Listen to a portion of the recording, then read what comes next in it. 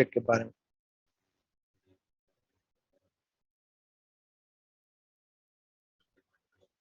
ठीक है, देखो, पॉलिटिकल साइंस एक ऑप्शनल सब्जेक्ट है। ठीक है, कोई कंपल्सरी सब्जेक्ट नहीं है, ऑप्शनल सब्जेक्ट। और ऑप्शनल सब्जेक्ट, जो भी आपका ऑप्शनल सब्जेक्ट होता है ना, उसके बारे में आपके जहन में कुछ सवालात होते हैं, कुछ कंफ्यूजन होते हैं।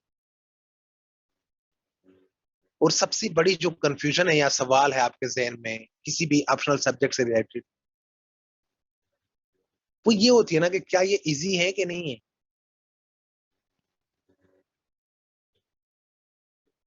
तो मैं आपको बताता चलूं कि पॉलिटिकल साइंस बहुत इजी सब्जेक्ट है। ठीक है, और अगर आप थोड़े फोकस रहे हैं तो इंशाल्लाह आप आगे जाके ये सब्जेक्ट दूसरों को पढ़ाएंगे, इतना अच्छा आपको समझ आ जाए।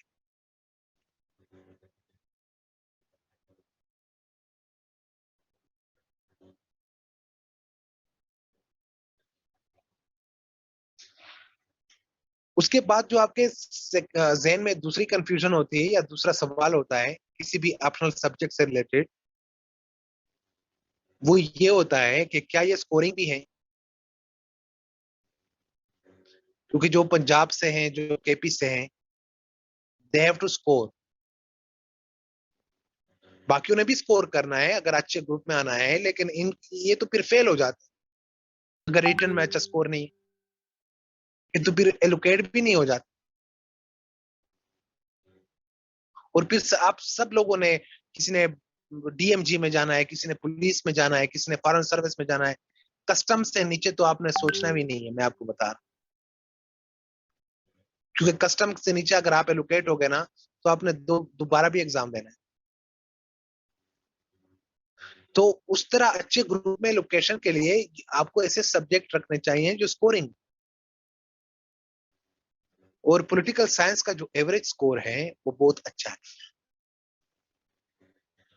मेजॉरिटी स्टूडेंट्स इस रेंज में स्कोर करते हैं, 120 टू 150।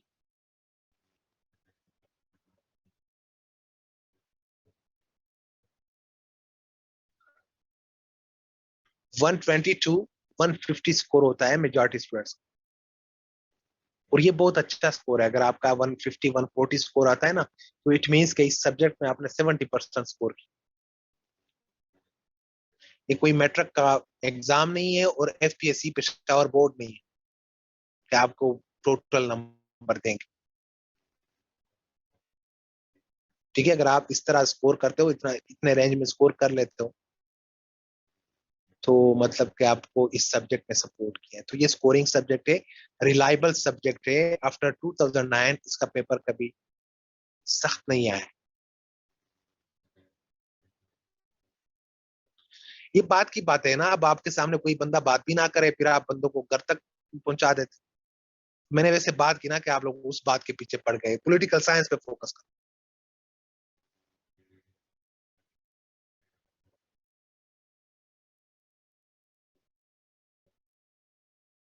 उसके बाद जो तीसरी बात आपके जहन में होती है किसी भी ऑप्शनल सब्जेक्ट से रिलेटेड,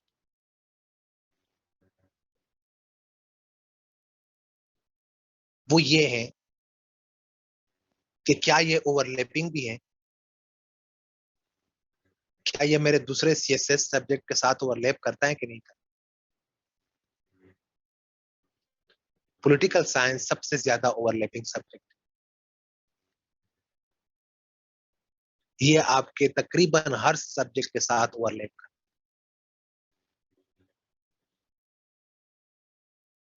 है। ऐसे को देख लो, पहले पेपर को देख लो, आपका पहला पेपर ऐसे का होता है। किसी भी साल का ऐसे पेपर उठा ले, दो तीन टॉपिक्स आपको जरूर ऐसे मिलेंगे कि वो पॉलिटिकल साइंस के टॉपिक्स।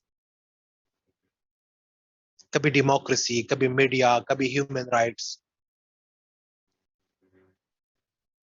ये सारे पॉलिटिकल साइंस के topics.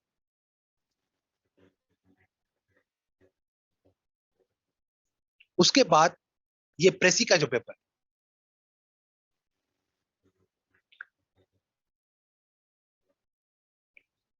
Maria can you please stop their comments. Maria, if you are listening, ये लोग कुछ और पढ़ने आए हैं। ये सारी बातें मैंने आपको बतानी है। थोड़ा सा तो मेरे भाई हो, मेरे बहन है, सब्र करो ना थोड़ा सा, मेरी बातों को थोड़ा सुनो ना। आप लोगों से इजाजत लेके मैं बात कर,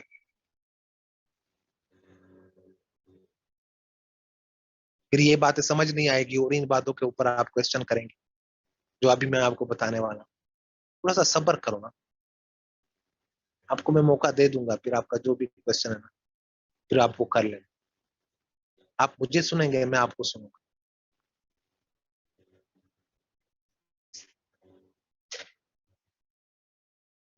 तो ये जो ओवरलैपिंग मैं आपको बता रहा था कि ऐसे के साथ ओवरलैप करता है आपके प्रेसी के पेपर में। जो प्रेसी का क्वेश्चन है या कंप्रीहेंशन का क्वेश्चन है, आप जरा पास पेपर के प्रेसी और कंप्रीहेंशन के लिए जो पैराग्राफ देते हैं वो जरा चेक कर लें। मोस्ट ऑफ द टाइम आपको नजर आएगा ना कि ये पैराग्राफ फिलॉसफी से उठाए। कभी बर्टनर रसल की फिलॉसफी है, कभी मॉन्टेस्क्यू की फिलॉसफी उठाते हैं, कभी एग्जिस्टेंशलिज्म फिलॉसफी में बात हो रही होती है। ये सब आपने पढ़ने यहाँ। कभी आप जो है ना वो प्लेटो एरिस्टोटल के ऊपर बात हो रही होती, ग्रीक फिलॉसफी के ऊपर बात हो रही होती, आपके प्रेसी के पैराग्राफ।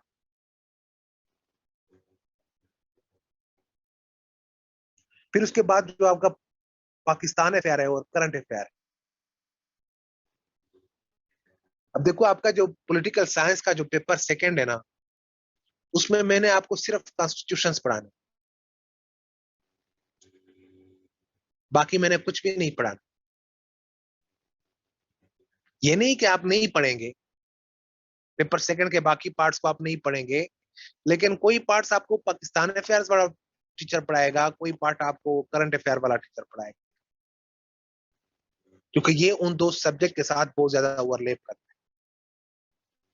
पॉलिटिकल साइंस के पेपर सेकंड में क्या है, एक चैप्टर है रीजनल इंटरनेशनल ऑर्गेनाइजेशंस, इब्राहिम साहब आपको ऑलरेडी पढ़ा है। फिर एक चैप्टर है पाकिस्तान इकोनॉमी, सर फरीद आपको पढ़ाएगा। Pakistan foreign policy, sir Hasan Gondal साहब आपको पढ़ाएंगे। पाकिस्तान मूवमेंट, पाकिस्तान की जो हिस्ट्री है, अली साहब या यूसुफ रसूल साहब आपको पढ़ाएंगे। हाँ, आखिर में मैंने आपको ये बताना है सेकंड लास्ट क्लास में कि उन चीजों के साथ पॉलिटिकल साइंस में क्या करना। पॉलिटिकल साइंस वाला तड़का किस तरह लगाना है कि वो पाके फेयर का क्वेश्चन ना लगे, वो पॉलिटिकल साइंस का। बातें वही होगी, बस मैं आपको थोड़ा सा वो ट्रिक बता दूं, आपने उसके साथ ये कर। कहने का मतलब ये है कि ये पॉलिटिकल साइंस करंट अफेयर्स को और पाकिस्तान अफेयर्स को बहुत ज्यादा ओवरलैप कर।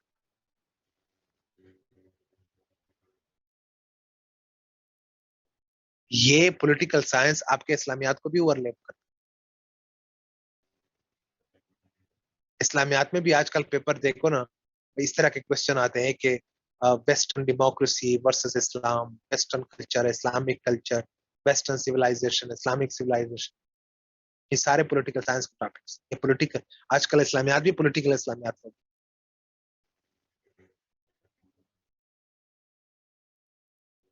फिर उसके बाद जो आपके ऑप्शनल सब्जेक्ट्स, ये जो दो सब्जेक्ट्स है ग्रुप 3 में, पब्लिक एड एंड जीपीपी, ये पॉलिटिकल साइंस के डॉटर सब्जेक्ट माने जाते हैं। ये 40-50% पॉलिटिकल साइंस ये और कुछ भी नहीं। ये दोनों सब्जेक्ट आप पॉलिटिकल साइंस में भी पढ़ लें। फिर किसी ने सोशियोलॉजी रखी होगी, किसी ने एंथ्रोपोलॉजी रखी होगी। तो सोशियोलॉजी एंथ्रोपोलॉजी में आप किसको पढ़ते हो? आप कार्ल मार्क्स को पढ़ते हो, आप मैक्स वेबर को पढ़ते हो, आप इब्न खल्दून को पढ़ते हो, रूसो को पढ़ते हो, जॉन लॉक को पढ़ते हो, थॉमस हॉब्स को पढ़ते हो। ये सारे आपने पॉलिटिकल साइंस में भी पढ़ने। किसी ने जेंडर स्टडी रखी होगी, तो जेंडर स्टडी की जो थीरीज है, पोस्ट मॉडर्निज्म, लिबरलिज्म, ये सारे पॉलिटिकल साइंस की थीरीज। किसी ने हिस्ट्री रखी होगी, यूरोपियन हिस्ट्री, यूएस हिस्ट्री। अब आपको अभी अंदाजा हो जाएगा कि यूरोपियन हिस्ट्री को यूएस हिस्ट्री को ये ज्यादा ओवरलैप करता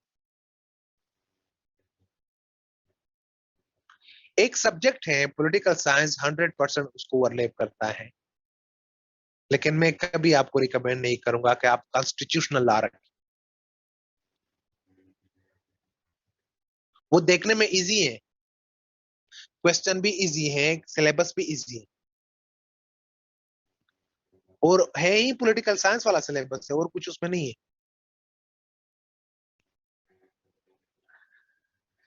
लेकिन देखो, और क्वेश्चन भी पॉलिटिकल साइंस की तरह आते हैं कॉन्स्टिट्यूशनल लॉ में, लेकिन आंसर करने में जमीन आसमान का फर्क। पॉलिटिकल साइंस में जब आपसे पूछा जाएगा क्वेश्चन, तो आप उसके क्वेश्चन के ऊपर बातें करें, आर्ग्यूमेंट करें। फॉर एग्जाम्पल आपसे पूछ ले कि पाकिस्तान का प्राइम मिनिस्टर क्या कर सकता है, क्या पावर एंड फंक्शंस है पाकिस्तानी प्राइम मिनिस्टर।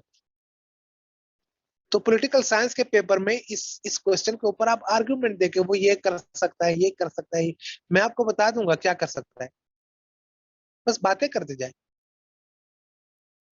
लेकिन अगर यही क्वेश्चन आपसे कॉन्स्टिट्यूशनल लॉ में पूछे कि पाकिस्तान के प्राइम मिनिस्टर के पावर एंड फंक्शंस क्या है, तो जब आप उधर ये बात करेंगे, तो बात बात पे आप उसको हवाला भी देंगे कि ये जो मैं बात कर रहा हूँ या कर रही हूँ, according to this article of constitution. और इस तरह आप कॉन्स्टिट्यूशन को नहीं पढ़ सकेंगे कि आप सारे आर्टिकल्स पढ़ें। और अगर आपके आंसर में तकरीबन 8-10 आर्टिकल्स नहीं है कॉन्स्टिट्यूशनल लॉ में, your answer is not accepted. Political science इसलिए इजी है ना, कि ये कॉन्स्टिट्यूशन को पढ़ना बहुत इजी है, आपको पता चल जाएगा। यहाँ पे आप आर्टिकल का हवाला देना, मतलब अगर पॉलिटिकल साइंस में आपने कॉन्स्टिट्यूशनल आर्टिकल का हवाला दे दिया, सोने पे सुहागा। लेकिन अगर आप आर्टिकल का हवाला नहीं देंगे, you will not be punished. और कॉन्स्टिट्यूशनल लॉ में अगर आपने पॉइंट बाई पॉइंट, क्योंकि वो लॉ है ना, आपको पता है, लॉ एविडेंस मांगता है, किस बेस पे आप ये बात कर, तो वो मैं आपको रिकमेंड नहीं करूंगा ना, वो फेल भी ज्यादा हो जाता है। और जो टॉप होता है ना, टॉप टॉपर का स्कोर कॉन्स्टिट्यूशनल लॉ में 57-56 ये होता है। बाकी पॉलिटिकल साइंस के साथ 100। हाँ, जिन्होंने पॉलिटिकल साइंस किया है या जिन्होंने एलएलबी किया है या मर्केंटाइल लॉ पढ़ा है, कोई लॉ पढ़ा है ना, जिनको पता है कि लॉ क्या है, वो बेशक रख ले। लेकिन इस बेस पे आप नहीं रखेंगे कि ये पॉलिटिकल साइंस के साथ 100% ओवरलैप करता है। बाकी फिलासफी को रख सकते हो, क्रिमिनोलॉजी को रख सकते हो, ये सारे पॉलिटिकल साइंस के साथ डील कर। इंडो पाक हिस्ट्री हो गई। अब कायद आजम लोग क्या कर रहे थे, पॉलिटिक्स कर रहे थे ना, पूरे शहर में वो तो पॉलिटिक्स कर रहे थे, सब कॉन्टिनेंट। तो वो जो मैंने 3 बातें आपको बताई ना, कि आपके जहन में होती है कि क्या ये सब्जेक्ट इजी है, हाँ ये इजी है, आप लोग खुद एग्री हो जाएंगे। क्या ये स्कोरिंग है, इसका एवरेज स्कोर बहुत अच्छा है। क्या ये ओवरलैपिंग है, अभी आपने देख लिया इन सारे सब्जेक्ट के साथ ये ओवरलैप का। मारिया जरा उनके कमेंट्स को खोलो, अभी उनमें उनके साथ इंटरेक्शन कर। मेरी बातें आपको समझ आ रही हैं आप लोगों को?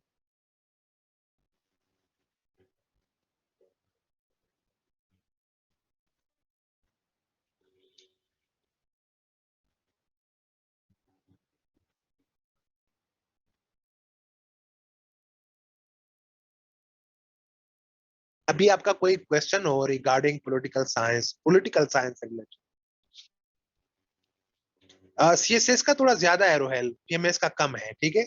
स्कोर्स वही है, लेकिन सीएसएस में थोड़ा ज्यादा है और पीएमएस में कम।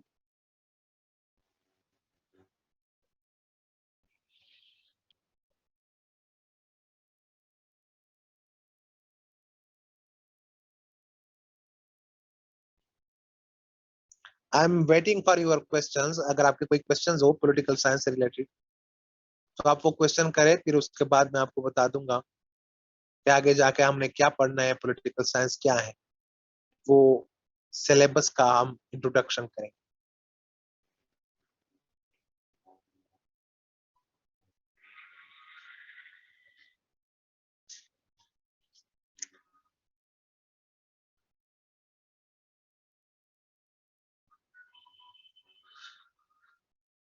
ये मैं आपको बता दूंगा रोहेल कि आपने आंसर किस तरह करना है, ठीक है।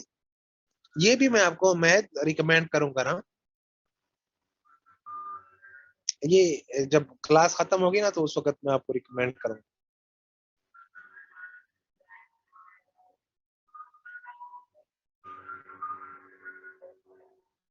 अच्छा, फिर मैं आपको अभी बताने वाला हूँ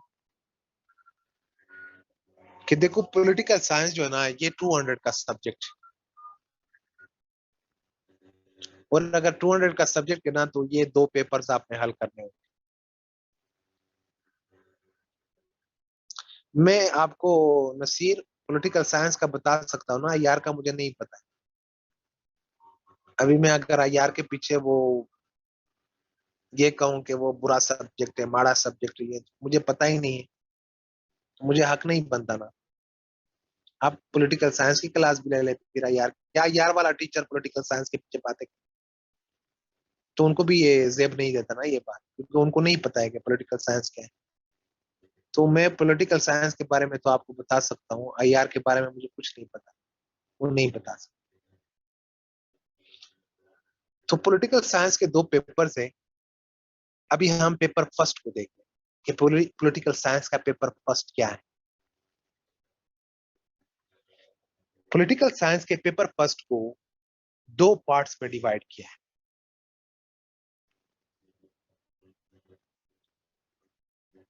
2 मेजर पार्ट्स है पेपर फर्स्ट। एक पार्ट का नाम है पॉलिटिकल फिलॉसफी,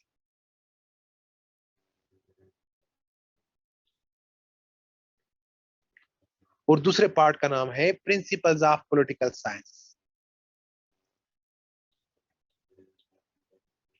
ये 2 बड़े पार्ट हैं पेपर फर्स्ट। ये जो प्रिंसिपल्स ऑफ पॉलिटिकल साइंस है ना, जो दूसरा पार्ट है पेपर फर्स्ट का, ये आपने लाजमन पढ़ने हैं, चाहे आप पॉलिटिकल साइंस रख ले या ना रख।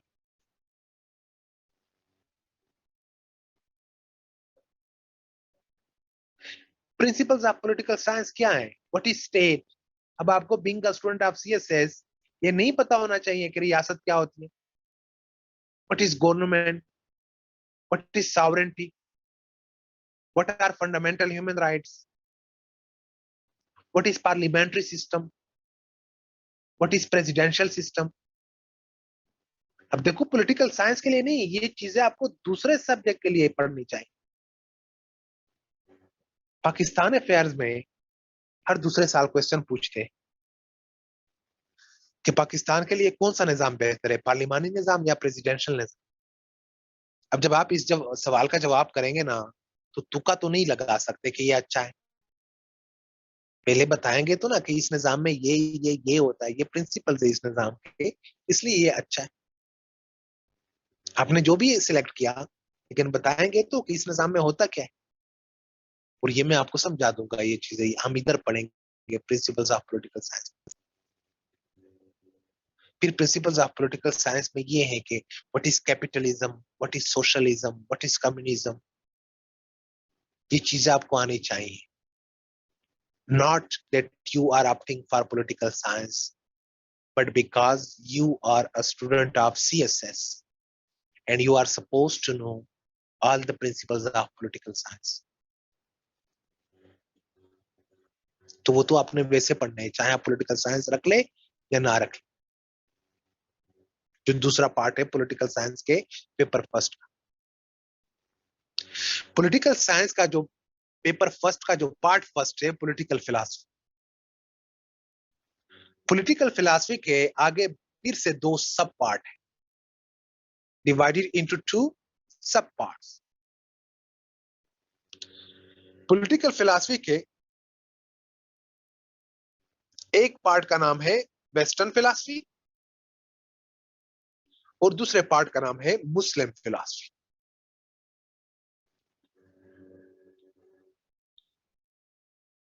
ये 2 पार्ट है पॉलिटिकल फिलॉसफी।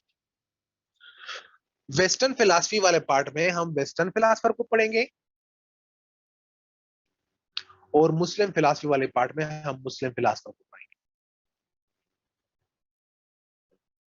अब ये जो वेस्टर्न फिलॉसफी है, अगर आप सिलेबस को देख लेना, इस बंदे का नाम पहले लिखा है,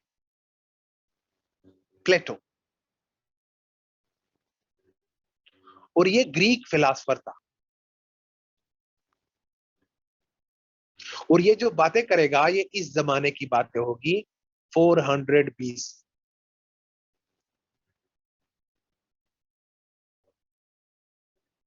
प्लेटो, जिसको हम उर्दू में अफलातून कहते हैं, आपने नाम सुना होगा अफलातून। प्लेटो का एक टीचर है जिसका नाम है सोक्रेटिस। शायद आपने नाम सुना हो, उर्दू में हम उनको सुकरात बोलते हैं। अब सोक्रेटिस को एक बीमारी लायक हो जाती, ये बीमार हो जाती। और वो बीमारी क्या है? टू आस्क क्वेश्चंस, क्वेश्चन पूछने की बीमारी, हर चीज के ऊपर क्वेश्चन पूछना। देखो फिलासफर क्या करते हैं, इनके पास टाइम होता है सोचने का, ये आइडियाज के ऊपर सोचते हैं और डीपली सोचते हैं। और आप किसी की भी आइडिया के ऊपर डीपली सोचना शुरू करो ना, फौरन आपके क्या क्रिएट हो जाते हैं? डाउट्स। आपके डाउट्स क्रिएट हो जाते हैं। वो आपके डाउट्स फिर किसको जन्म देता है? वो क्वेश्चंस को समझ जन्म देता है। आपके जहन में फिर उस आइडिया के ऊपर क्वेश्चन रेज हो जाते हैं। और ये सॉक्रेटिस हर वक्त सोचता था, और सोचते सोचते उनके डाउट्स क्रिएट हो जाते थे, और डाउट्स क्वेश्चन को जन्म दे देता, और ये क्वेश्चंस वो लोगों के सामने करता था। इन्होंने ग्रीक के गॉड्स के ऊपर क्वेश्चन रेज किए, ग्रीक के पॉलिटिकल सिस्टम के ऊपर क्वेश्चन रेज किए, सोशल सिस्टम के ऊपर, ग्रीक के ट्रूथ के ऊपर क्वेश्चन रेज किए, कि ये जिनको आप सच मानते हो ना, ये सच नहीं है। तो देखो, अगर मैं इस तरह की बातें शुरू करूं, हर चीज के ऊपर क्वेश्चन रेज, हालांकि अगर मेरे क्वेश्चन बहुत ही अच्छे क्यों ना हो, लेकिन लोग मुझे जिंदा नहीं छोड़ेंगे, क्योंकि मेरे क्वेश्चन से, मेरी बातों से उन लोगों की दुकानें बंद हो रही हैं, जिन लोगों ने दीन के ऊपर दुकानें सजाई हैं, पॉलिटिकल सिस्टम के ऊपर दुकानें सजाई, उनकी दुकानें बंद हो रही हैं। वो मुझे जिंदा छोड़ेंगे? बिल्कुल नहीं छोड़ेंगे। और यही फिर सॉक्रेटिस के साथ भी होगी। जब उन्होंने क्वेश्चन रेज किए, जब उन्होंने लोगों को समझाना शुरू किया, तो फिर फैसला ये हो गया कि इस बंदे को हम जहर का प्याला पिलाएं, फांसी देंगे, फांसी। क्योंकि ये ब्लास्फेमी कर रहा है, क्योंकि ये झूठ बोल रहा है, क्योंकि ये नौजवान नस्ल के जहन को जहरालूद कर, लिहाजा हम उसको जहर का प्याला पिलाएंगे, हेमलॉक।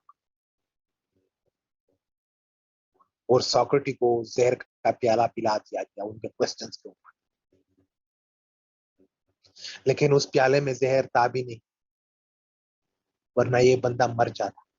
उस जहर ने तो जिंदा किया है। तो उन्होंने फिलॉसफी के पीछे जहर पी लिया, कि मैंने अपने क्वेश्चन से बाज नहीं आना है, जहर का प्याला पिलाना है, 10 तो पी लूंगा आपके सामने, लेकिन मैं क्वेश्चन करूंगा। तो उस प्याले में जहर नहीं था, वरना ये बंदा मर जाता। उस जहर ने जिंदा किया। और किस बात पे उसको जहर पिला दिया गया? कि ये ब्लास्फेमी कर रहा है, ये झूठ बोल रहा है। और बाद में हमें पता चला कि सारा ग्रीक झूठ पे खड़ा था, एक ये बंदा सच कह रहा। ये बंदा जो अपनी बात कर रहा था ना, ये सच था। तो देखो, फिलॉसफी का फर्स्ट लेसन ये है कि अगर 100 बंदे हैं, उनमें 99 बंदे एक बात पे खड़े हैं, और एक बंदा दूसरी बात कर रहा है, तो फिलॉसफी आपको कहती है ना कि उस एक बंदे को आपने मारना नहीं है। सुनो, उनकी बात को सुनो, हो सकता है वो ठीक कह रहा, वो सही हो, आप सब गलत। वो जो इस तरह एक बंदे को मार दिया जाता है ना ब्लास्फेमी पे या किसी चीज के ऊपर, वो बंदा ठीक होता है। चाहे वो सोक्रेटिस था, चाहे वो गैलीलियो था, चाहे वो मंसूर है, जो ब्लास्फेमी के ऊपर मार दिया जाता है वो बंदा ठीक।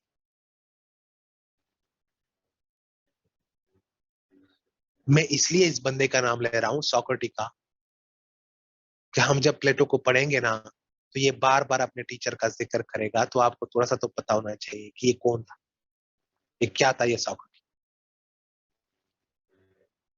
जब हम प्लेटो को पढ़ेंगे तो प्लेटो अपने जहन में एक रियासत बना रहा है और उस रियासत के पिक्चर को अपने बुक में प्रेजेंट कर रहा है। उसके बुक का नाम है, प्लेटो के बुक का नाम है द रिपब्लिक।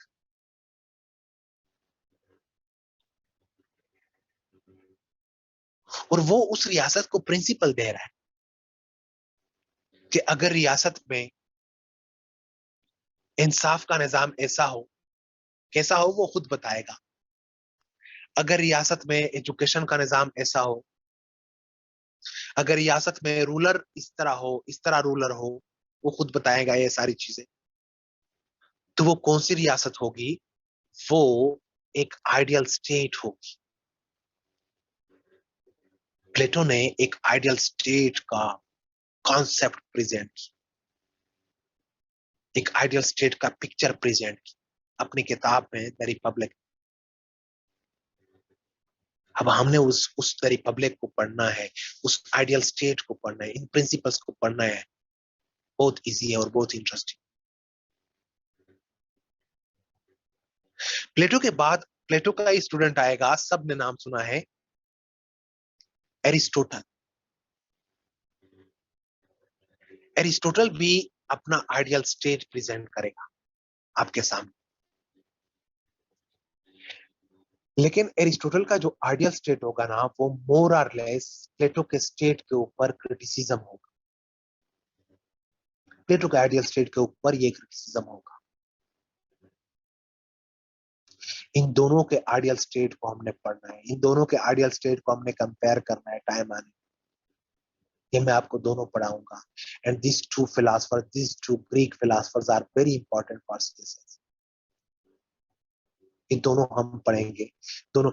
एरिस्टोटल का फिर एक और भी क्वेश्चन है, क्लासिफिकेशन ऑफ गवर्नमेंट, लेकिन ये दोनों मैंने आपको पढ़ाने। और ये वेस्ट में किस जमाने की बातें होगी? ये 400 बीसी की बात है। और जब आप इनकी बातें सुनेंगे ना तो आपको लगेगा कि पाकिस्तान तो अभी भी 2500 साल पीछे। 2500। ऐसे बातें होंगी। उसके बाद हम ये वेस्टर्न फिलोसफी पे बात कर रहे हैं। ये जो एरा है ना वेस्ट में, 400 to 1580, ये एरा।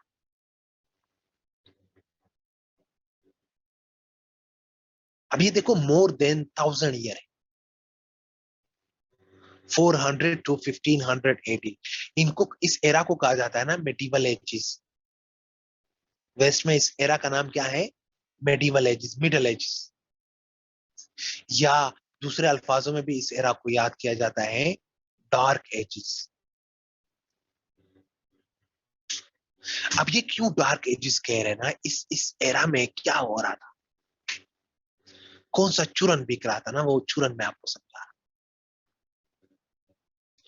चूरन ये था कि वेस्टर्न लोगों को समझाया जा रहा था इस मोर देन 1000 ईयर में कि ये जो इंसान है ना, ये पहले दिन से क्या है? Condemned. From the very beginning man is condemned. इंसान का तो पहले दिन से क्या हो चुका है? सत्यानाश हो चुका है। इंसान की शुरुआत ही इस गोले पे कंडेमनेशन पे होती। वो इशारे कर रहे थे आदम अलैहिस्सलाम। आदम अलैहिस्सलाम देखो कहां से आया है, आप लोग मुझे बताएं। जब वो दुनिया में आ रहा था, कहां से आ रहा था? From where?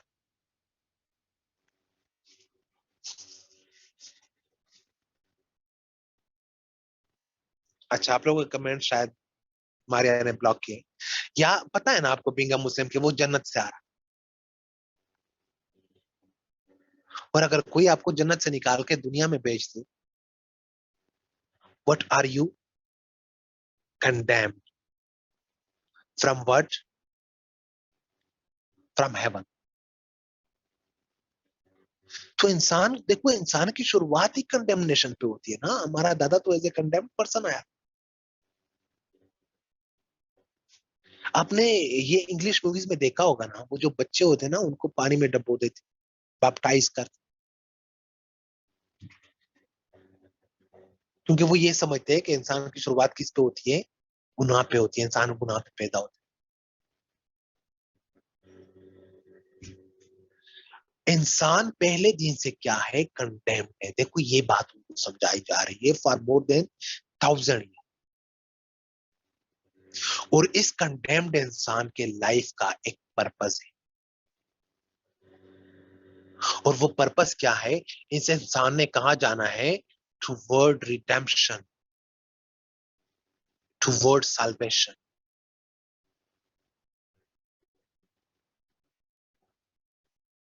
साल्वेशन की तरफ जाना है, रिडेम्पशन की तरफ जाना है। देखो भाई, आप कंडेम्ड हो, यू आर कंडेम्ड, आपका तो सत्यानाश हो चुका है, और आपके जिंदगी का एक मकसद है, रिडेम्पशन की तरफ जाओ। रिडेम्पशन क्या है? अपने खालिक को राजी करो, जहां से निकाले गए थे उधर पहुंच जाओ। कहां से निकाले गए थे? जन्नत से। ये आपकी प्री रिडेम्पशन हो गई, आपकी साल्वेशन हो गई। तो आप पहले दिन से कंडेम्ड हो, और आपकी जिंदगी का जो मकसद है ना वो रिडेम्पशन। लेकिन आप अकेले नहीं जाएंगे, हम आपको लेकर जाएंगे। हमसे मुराद दो इंस्टीट्यूशन है। एक इंस्टीट्यूशन का नाम है चर्च, और दूसरे इंस्टीट्यूशन का नाम है स्टेट। स्टेट मीन्स उस जमाने में स्टेट कौन होता था? किंग होता।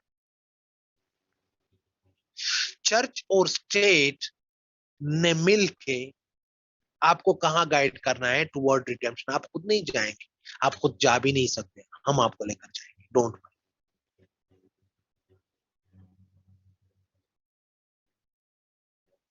आप कंडेम्ड हो, इस बात को जरा समझो, और आपकी जिंदगी का मकसद है रिडेम्पशन, खालिक को राजी करना। और हम आपसे, मतलब हम, we will have help you out, don't worry.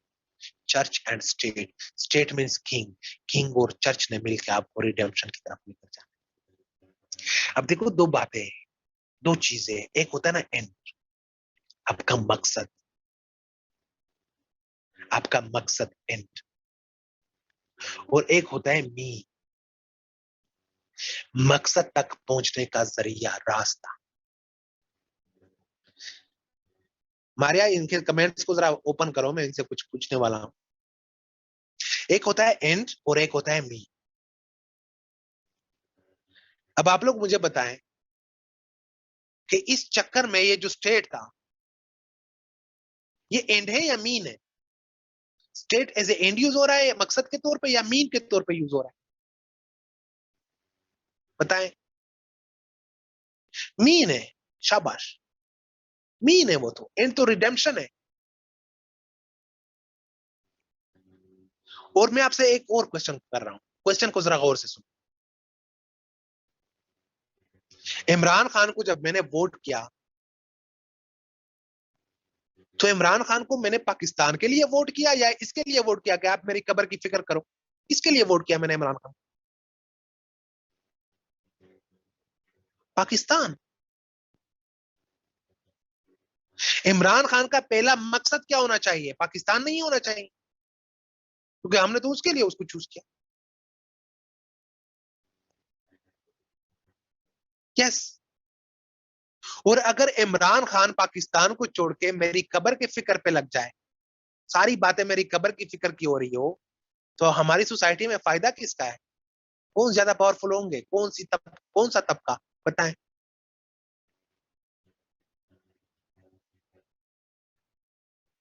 Church, हमारा जो अपना चर्च है मौलवी, यस।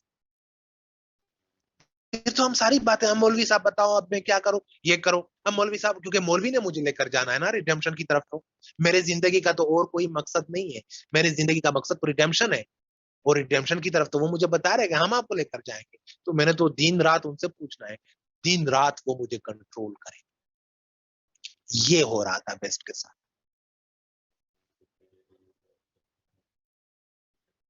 जिनको वो डार्क एजेस कहते हैं। एक तरफ किंग था और एक तरफ चर्च था, और लोगों को बेवकूफ बना रहे। अब एक और ब्लास्फेमर आएगा, जिनको वो ब्लास्फेमस कहते हैं, लेकिन उनको वो सोचता है, और सोचने से उनको ये चूरन समझ आई। और वो बंदा कौन है, उसका नाम क्या है? मिक्यावेली, निकोलो मिक्यावेली, इटालियन फिलोसफर। और वो एक किताब लिखेगा, द प्रिंस। और द प्रिंस में किंग को वो नसीहतें करेगा, एडवाइसिस करेगा कि ये तू कर क्या रहा है, व्हाट आर यू डूइंग। तुझे तो अपने मकसद में गुमराह किया है चर्च ने। तेरा ये मकसद होना चाहिए, रिडेम्पशन रिडेम्पशन। तेरा तो एक ही मकसद है, स्टेट। ये जो स्टेट है ना, ये मिक्यावेली अपने, सिर्फ अपने किंग को नहीं समझा रहा है, दुनिया के सारे वजीर आजमों को, सदरों को, जिनके पास पावर है, जो स्टेट का सरबराह है, सबको समझा रहा है। ये जो स्टेट है ना, ये आपका मीन नहीं है कि आप उसको एज ए मीन यूज कर रहे हैं। यही तो आपका एंड है, यही तो आपका मकसद है। और अगर ये आपका मकसद है, जो कि है, तो इस मकसद के हसूल के लिए आप किसी भी हद तक जाओ। स्टेट के मकसद को हासिल करने के लिए मिक्यावेली कह रहा है अपने किंग को कि आप कोई भी मीन इख्तियार करो, किसी चीज को यूज करो, यू विल बी जस्टिफाइड। आपका मकसद क्या है, देखो भाई, मतलब डोंट डिसीव योर सेल्फ। खुद को धोखा मत दो, आप किसी और चीजों के चक्कर में पड़े हो। आपका तो एक ही मकसद है, रियासत।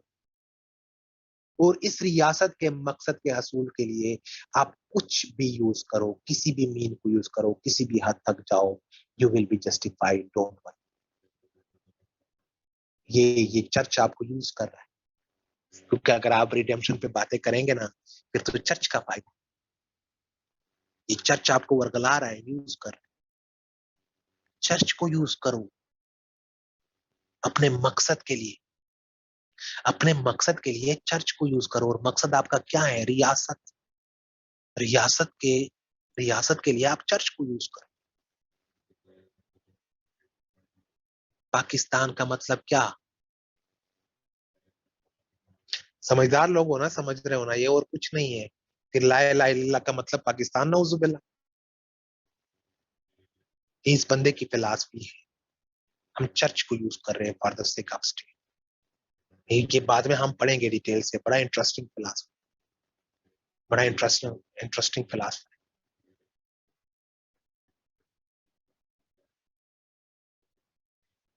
उसके बाद में क्यावली के बाद हम पढ़ेंगे, ये बातें सर के ऊपर से तो नहीं जा रही ना। 10% तो समझ आ रही है ना कि मैं क्या कह रहा हूँ। ठीक है, अगर आज आपका पहला दिन है, लेकिन ये मेरी बातें समझ आ रही है आपको, बिल्कुल सर के ऊपर से तो नहीं जा रही।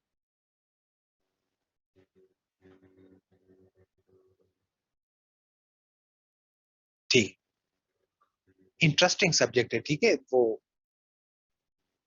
कोई इतना वो नहीं है कि कोई बोरिंग सब्जेक्ट है, बड़ी इंटरेस्टिंग बात है, आप सुनेंगे।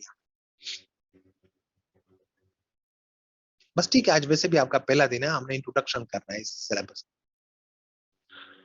उसके बाद हम एक फिलासफी को पढ़ेंगे, उस फिलासफी का नाम है social contract theory.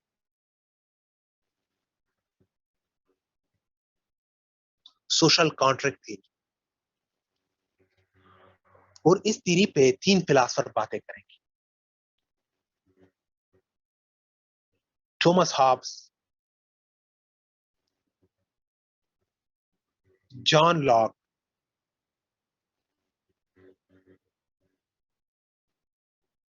And Rousseau. ये तीन फिलासफर किसके ऊपर बात करेंगे? सोशल कॉन्ट्रैक्ट के ऊपर। थॉमस हॉब्स और जॉन लॉक ये इंग्लैंड के फिलासफर है, दोनों इंग्लिश फिलासफर है, और रूसो फ्रेंच फिलासफर है।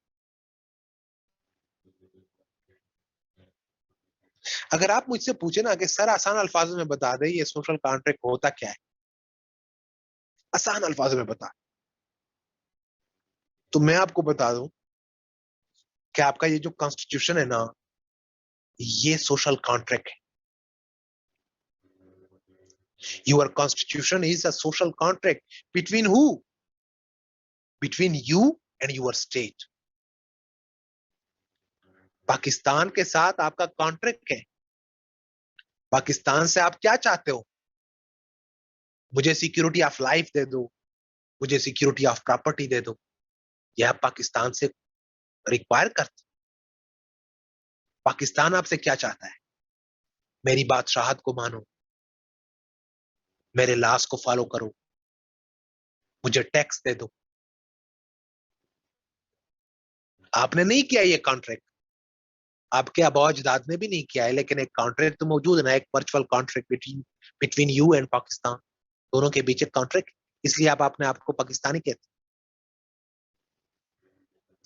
लेकिन जिस जमाने की हम बातें कर रहे हैं, उस जमाने में 16-17 सेंचुरी में, उस जमाने में कोई कॉन्स्टिट्यूशन नहीं होता था। उस जमाने में क्या होता था? किंग होता था,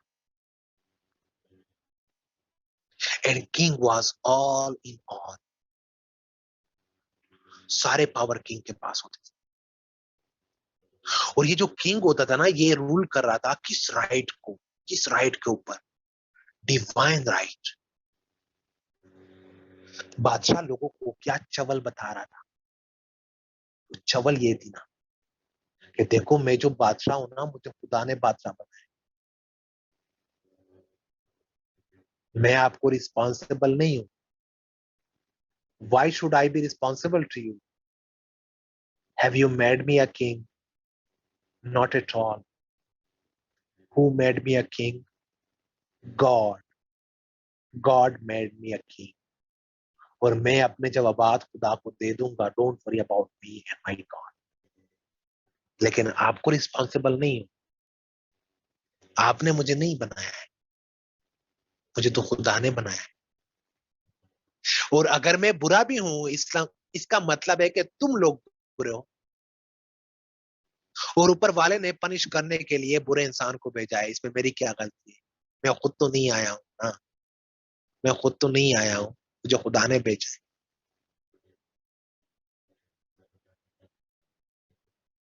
I am the shadow of God on the surface of earth. जिले इलाही हूं मैं तो। इस बात पे टप्पा कौन लगाता था? चर्च। इसको खुदा ने भेजा है। खुदा हर किसी को नहीं भेजता। कदर करो, खुदा नाराज हो जाएगा। दोनों का नेक्सस था, पार्टनरशिप था, लोगों को बेवकूफ बना रहे थे, और क्या था? इसलिए तो चर्च को बाहर फेंक दी ना, कि कर क्या रहा है इधर पॉलिटिक्स में। उधर अपने चर्च में बैठो, पोप को कहा ना उधर अपने चर्च में बैठो, हालेलुया हालेलुया करते जाओ। आपका पॉलिटिक्स में क्या है? और आप हम उधर देख रहे ना, और हम कह रहे हैं कि बड़े गुमराह हो गए, और माशाल्लाह माशाल्लाह हम तो बड़े अच्छे हैं। वेस्ट तो, वेस्ट को इस चूरन का पता चल गया ना, इस चूरन से जो वेस्ट गुजर रहा था ना, उसको ये क्या कह रहा था? Dark ages, dark. और अभी आप डार्क एजिस से गुजर रहे हैं। एक तरफ आपका किंग है, पिंडी में बैठा है, और एक तरफ आपका चर्च है, मस्जिद में बैठा है, और दोनों का नेक्सिस है, और हमें बेवकूफ बना रहे हैं। आपको समझ नहीं आ रहा?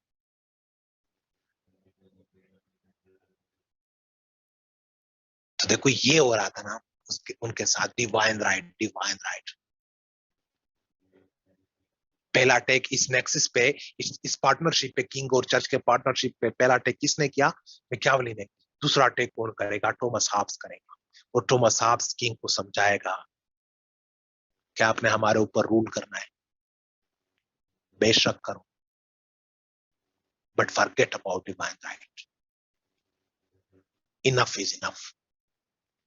नहीं मानेंगे हम। अगर डिवाइन राइट के ऊपर आपने रूल करना है तो जाओ खुदाओं के ऊपर रूल करो, और अगर इंसानों के ऊपर आपने रूल करना है तो आओ हमारे साथ बैठ के कॉन्ट्रैक्ट करो। हमारे कॉन्ट्रैक्ट के ऊपर आपने रूल करना है, हमारे ऊपर। हम ये खुदा के कॉन्ट्रैक्ट को और नहीं मानेंगे कि आप खुदा के साथ कॉन्ट्रैक्ट करके आए। इसको हम पढ़ेंगे, ये थॉमस हाब्स के सोशल कॉन्ट्रैक्ट। और थॉमस हाब्स के आपने समझ लिया ना, आपने जॉन लॉक को भी समझ लिया।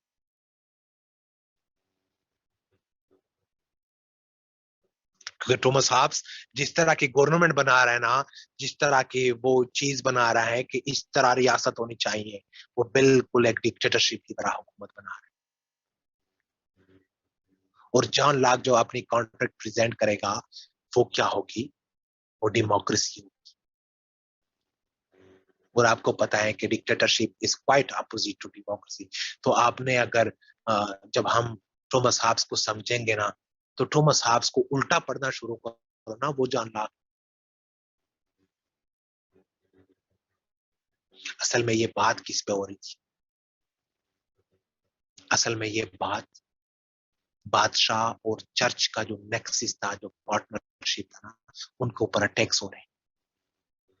पहला अटैक किसने किया?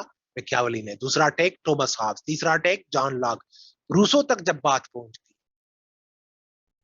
रूसो ने जब किताब लिख लिया और लोगों को समझाना शुरू किया, फिर तो लोगों से बर्दाश्त भी नहीं हुआ। फिर तो लोगों ने हथियार उठा लिए। French revolution. Rousseau is the person behind French revolution. और फ्रेंच रिवॉल्यूशन किसके अगेंस्ट था? किंग और चर्च के अगेंस्ट।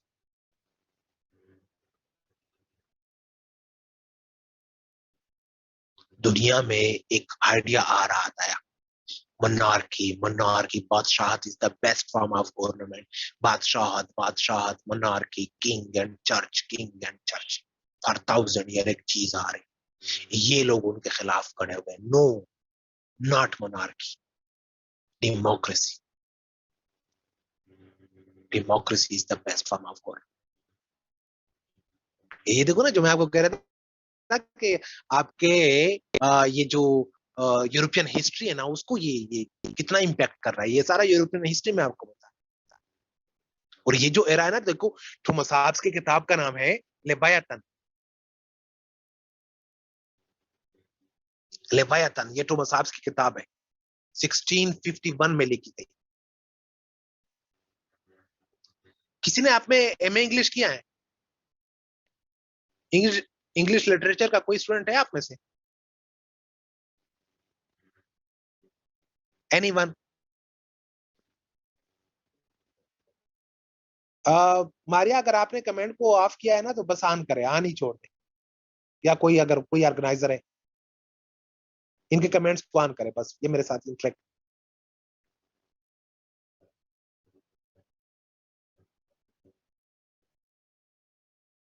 सादिया, आपने एमए इंग्लिश किया? किसी और ने भी एमए इंग्लिश किया है? नजम ने भी किया है? अच्छा, सादिया और नजम, इस 10 सालों में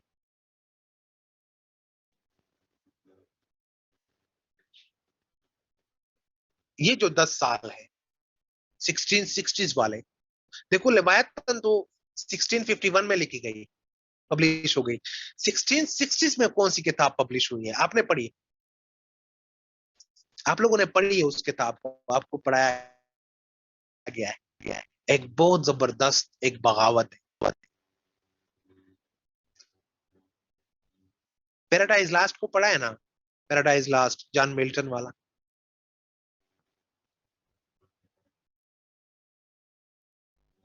आप सब ने पढ़ा है, मुझे पता है। ये इस इन 10 सालों में ये पोएम पब्लिश हुआ था, जो मैंने 10 साल लिखा, जो मैंने डेकेड लिखा। अब देखो लेवायतन आ रहा है, लेवायतन ने, ये जो थॉमस हॉब्स की बुक है ना, इसने पॉलिटिकल साइंस में एक इनकलाब बरपा।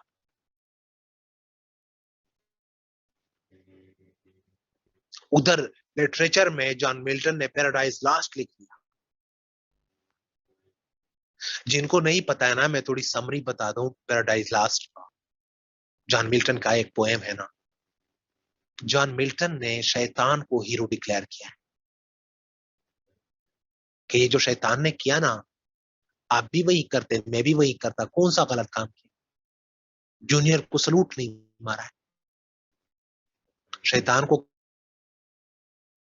कहा गया ना कि जूनियर को सलूट मार। कौन मारता है जूनियर को सलूट? आप अपने आर्मी में देखते हो ना, जब जूनियर सीनियर बनते हैं तो सीनियर ऑटोमेटिकली रिजाइन देते हैं, क्योंकि उनके गैरत को ये बात पसंद नहीं है कि मैं अपने जूनियर को सलूट मार। तो शैतान को जब कहा गया इसको सलूट मारो, उसने कहा कि नहीं मार, पैराडाइज लास्ट नहीं मारना है। मैंने ये शिर्क नहीं कर, मैं आपके पर काट दूंगा, मैं आपको जहन्नम भेज दूंगा, मैं आपको धुंध रुसवा करूंगा, जलील करूंगा। करे जो भी करना है करो, जो भी करना है मेरे साथ करो, लेकिन इतना बेगैरत नहीं हो कि मैं इसको सलूट मारूं। और जब ये शैतान को फेंक दिया जाता है ना, इस पोएम में मैंने पढ़ा है, मेरे पास पढ़ा भी है, जब फेंक दिया जाता है और वो नीचे आ रहा है, पर काट के जहन्नम, गो टू हेल, और फेंक दिया, और शैतान नीचे आ रहा है और गार्ड से मुखातिब है, my sole ambition was to rule,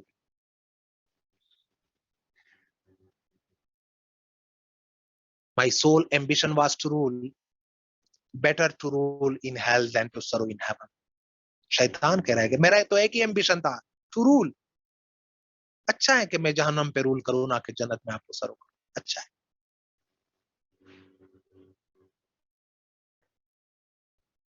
वो इस तरह प्रेजेंट कर रहा है इस चीज को, वो शैतान का पॉइंट ऑफ व्यू हमें बता रहा है।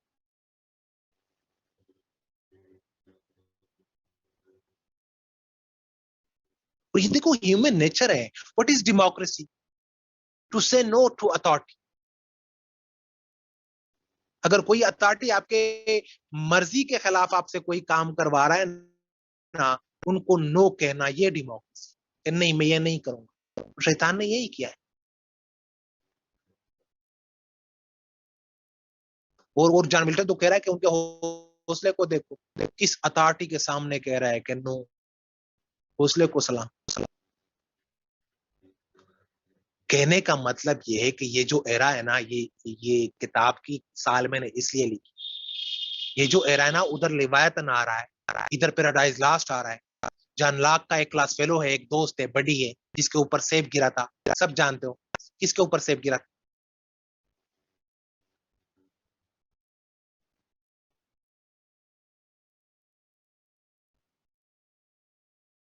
न्यूटन के ऊपर सेब गिरा।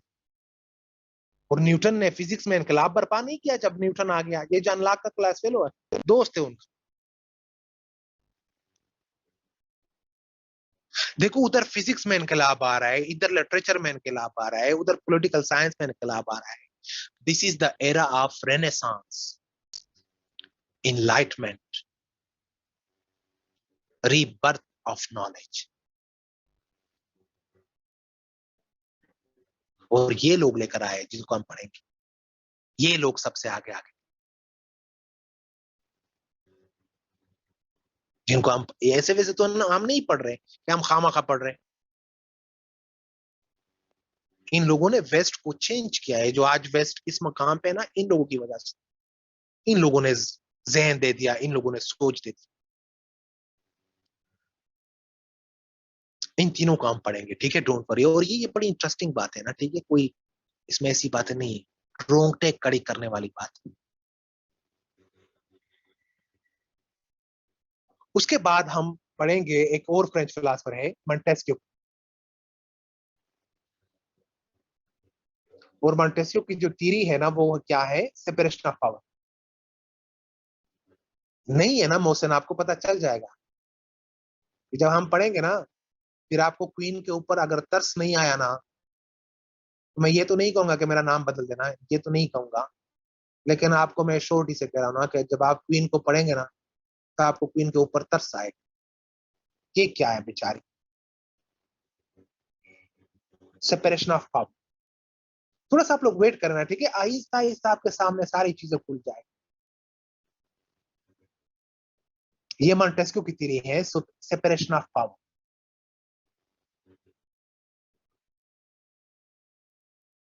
और इस थ्योरी के ऊपर पूरा अमेरिका का कॉन्स्टिट्यूशन बेस्ड, यूएस कॉन्स्टिट्यूशन इस थ्योरी के ऊपर बेस्ड।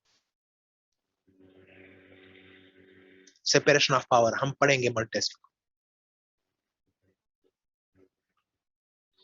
उसके बाद मैंने आपको इतना इंपॉर्टेंट, इतना मतलब इफेक्टिव, मोस्ट इफेक्टिव फिलोसफर पढ़ाना है। आप जिस सब्जेक्ट को भी खोले ना तो ये बंदा उधर बैठा हो, चाहे सोशियोलॉजी है, एंथ्रोपोलॉजी है, इकोनॉमिक्स है, पॉलिटिकल साइंस है, आईआर है, जीबीपी है, पब्लिक एड है, हर सब्जेक्ट में ये बंदा अवेलेबल है, कार्ल मार्क्स।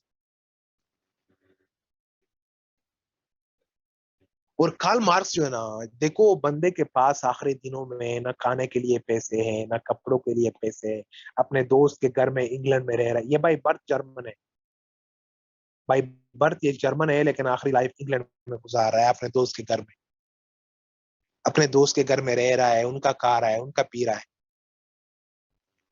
मोंटेस्क्यू फिलासफर है, बेनिन फिलासफर है, उसकी जो थ्योरी है वो सेपरेशन ऑफ पावर है। तो कार्ल मार्क्स एक ऐसा बंदा जिनके पास खाने के पैसे नहीं है ना, वो सारा दिन लाइब्रेरी में बैठ बैठ के पढ़ रहा है, और पढ़ पढ़ के उनको एक चीज समझ आ जाती है, और वो चीज कार्ल मार्क्स वो दुनिया को समझाने की कोशिश करता है, और दुनिया कुछ हद तक समझ जाती है उस चीज को। और जैसे ही दुनिया को समझ आती है ना, दुनिया लरज उठती है। इनकलाब इनकलाब, रशिया में, चाइना में, नॉर्थ कोरिया में, क्यूबा में, ये जितने इनकलाब आए ना, उनके पीछे बंदा ये Karl Marx. Millions of people को कत्ल किया है इनके दो किताबों ने। इनके जो दो किताबें हैं ना, उन्होंने मिलियंस ऑफ पीपल को कत्ल किया। मोस्ट इफेक्टिव फिलोसफर है, हम पढ़ेंगे, डोंट वरी, मजा आएगा आपको कार्ल मार्क्स पढ़। Das Kapital and communist manifesto, ये मैं आपको उस वक्त फिर बता दूंगा कि जब हम पढ़ेंगे ना तो हर किसी की किताब भी बता दूंगा। लेकिन दो जो कार्ल मार्क्स की मशहूर किताब है, Das Kapital and communist manifesto, इन्होंने एक इनकलाब बर्पा किया दुनिया। और कार्ल मार्क्स के साथ हम कार्ल मार्क्स के टीचर को भी पढ़ेंगे, फेडरिक हेगल। ये कार्ल मार्क्स का टीचर था, ये दोनों बाई बर्थ जर्मन है। और हेगल की भी बड़ी प्यारी फिलॉसफी है, डायलैक्टिक्स।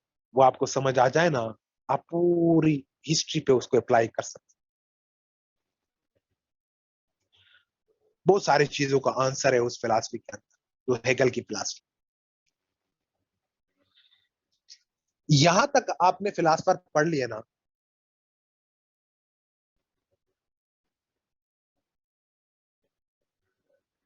जब हम पढ़ेंगे ना शहजाद डोंट वरी ना, तो उस वक्त मैं आपको डिटेल से किताबें सब कुछ बता दूं।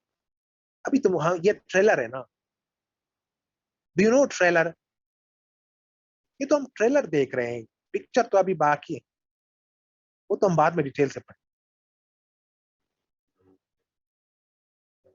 यस, ये बरीरा आलम ने जो, थैंक यू बरीरा आलम।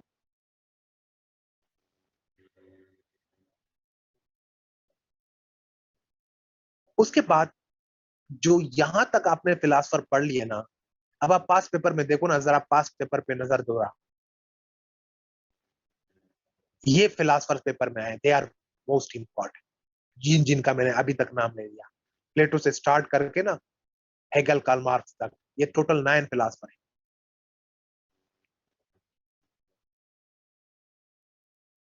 और अगर ये आपके प्रिपेयर्ड है ना, तो आपका वो फिलासफी वाला इंशाल्लाह वो पार्ट हो जाएगा। लेकिन उसके साथ साथ कुछ मैंने आपको मॉडर्न फिलासफर भी समझाने, और मॉडर्न फिलासफर में ये बंदा मैंने आपको इसलिए पढ़ाना है क्योंकि आपको जेंडर स्टडी समझ नहीं आएगी अगर आपने फुको को नहीं पढ़ा है। फ्रेंच फिलासफर है फुको, मिशेल फुको, और ये आपको पावर बताएगा। अब आप पावर तो आपको लगता है ना कि पुलिस, आर्मी वगैरह वगैरह, लेकिन ये आपको एक ऐसा पावर बताएगा जो आपके सामने वो एक्सरसाइज हो रहा है, एक ऐसी सप्रेशन बताएगा जो आपके सामने हो रहा है लेकिन आप देख भी नहीं सकते उस सप्रेशन को, उस पावर। और सबसे खतरनाक सप्रेशन वो होगी, सबसे खतरनाक पावर वो होगा जो आपको नजर भी नहीं आता।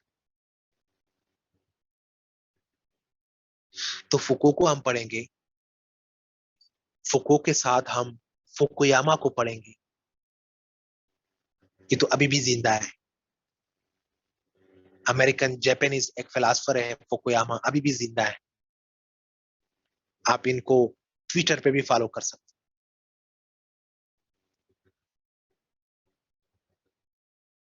और इसकी जो फिलासफी है, एंड ऑफ हिस्ट्री, ये 2016 में पेपर में आया था, ये मैं आपको समझा दूं। और इसके साथ देखो सार्त्रा, एक और फिलासफर है, फ्रेंच फिलासफर पॉल सार्त्रा। और पॉल सार्त्रा का जो फिलासफी है उसका नाम है एग्जिस्टेंशलिज्म, एग्जिस्टेंस। और ये फिलासफी इतनी इंपॉर्टेंट है ना, कई दफा ये ऐसे में आ चुका, ऐसे के पेपर में ये फिलासफी आती। 2007 का ऐसे पेपर है या 8 का ऐसे पेपर है गालिबन, मैं अभी इसमें कंफ्यूज हूँ कि 7 का है या 8 का है। दोनों पेपर देख लो अभी, ऐसे के पेपर 2007 और 8 के। पहला जो टॉपिक है ना एक पेपर में, इन दोनों में से पहला टॉपिक ये है ऐसे का, एक्सिस्टेंशलिज्म। फिर एक ऐसे आया है पास्ट पेपर में, man is condemned to be free, man is condemned to be free. ये एग्जिस्टेंशलिज्म फिलॉसफी है और ये पॉल सार्त्र का कोट है। बहुत सारे ऐसे आ चुके हैं इस बंदे के कोटेशंस। और ये आजकल की सबसे बड़ी फिलॉसफी है एग्जिस्टेंशलिज्म। और ये फिलॉसफी स्टार्ट होती है ना एक और फिलॉसफर से,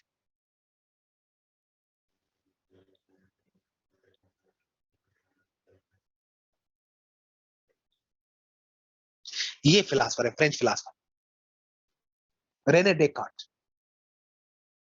ये एग्जिस्टेंशलिज्म फिलॉसफी इस बंदे से शुरू होती है। और इस बंदे को वो सॉक्रेटी वाली बीमारी हो जाती है ना, सोचना सोचना। ये बंदा इतना ज्यादा सोचता है ना, रेने डेकार्ट 17वीं सेंचुरी का फ्रेंच फिलॉसफर है,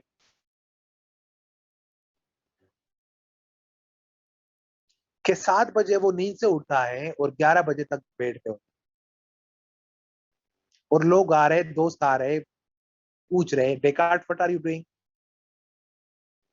his reply was thinking, I am thinking.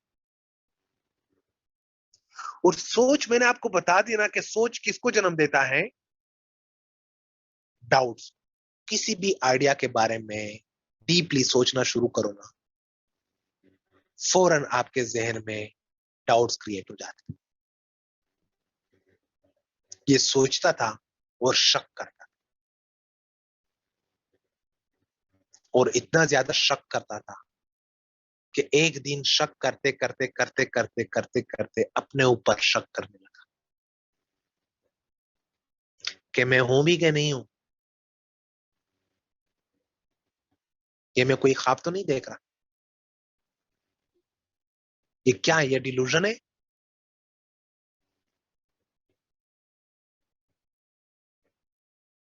क्या है।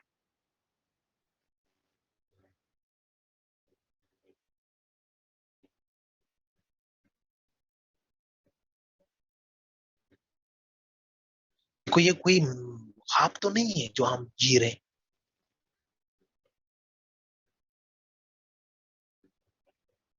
हम जी भी रहे हैं कि नहीं जी रहे, क्या है ये लाइफ, ये कोई इंसेप्शन मूवी तो नहीं चल रही, या कोई मैट्रिक्स मूवी तो नहीं चल रही।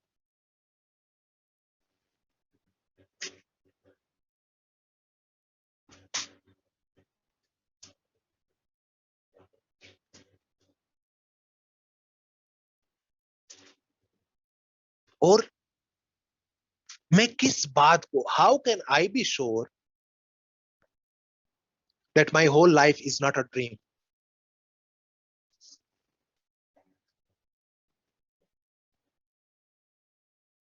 How can I be sure?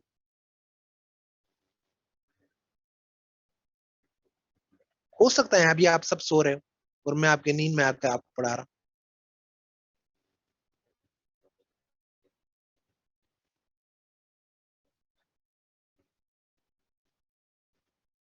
तो ये कहता है कि नहीं नहीं, फिर वो कहता है कि नहीं नहीं, देखो मेरे सेंसेस काम कर रहे हैं,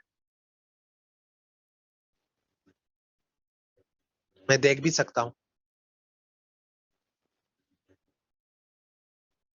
मैं सुन भी सकता हूँ। जल्दी करो सवाल, जो भी करना है जल्दी करो, इतना ज्यादा डिस्टर्ब कर रहे हो आप लोग बार बार।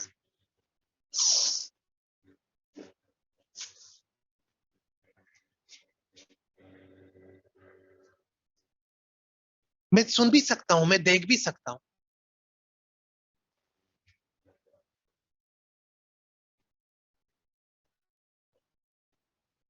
फिर वो कहता है कि नहीं, देखो आंखें हैं, बाजार में आप जा रहे हो ना, सामने से एक बंदा आ रहा है, आप अपने दिल में कह रहे हो ये तो फला है, इतना घूर घूर के देख लेते हो ना, ये तो फला है, जब करीब पहुंच जाता है ना, यार मैंने क्यों इतना गौर से देखा, ये तो वो नहीं था। ये शर्मिंदगी आपको क्यों उठानी पड़ी? क्योंकि आंखों ने धोखा दे दिया, क्योंकि आंखें धोखा देती हैं।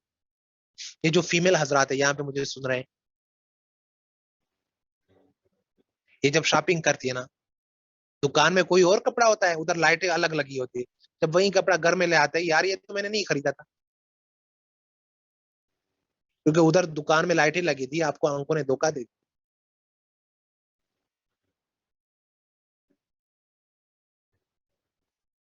क्योंकि आंखें आंखें धोखा देती है, तो ये बंदा कह रहा है, how can I trust my senses for my existence?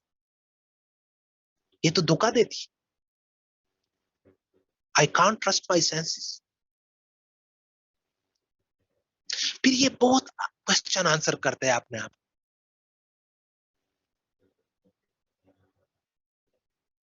फिर एक नतीजे पे पहुंच जाता है कि देखो मैं शक कर रहा हूं, मैं हर चीज के ऊपर शक कर रहा हूं,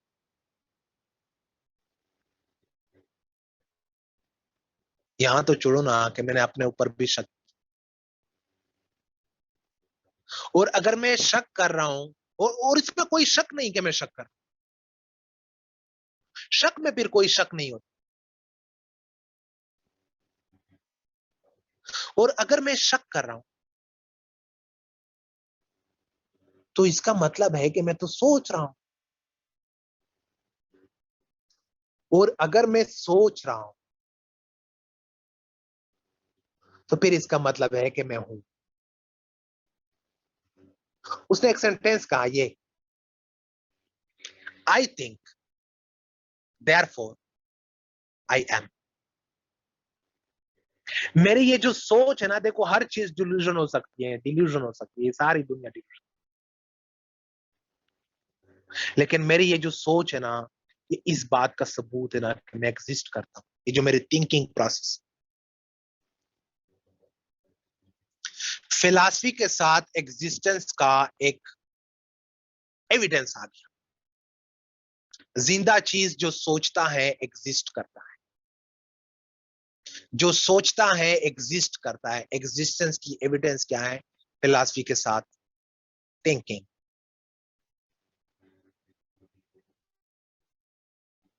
मोहसिन, क्या खुदा भी सोच रहा है?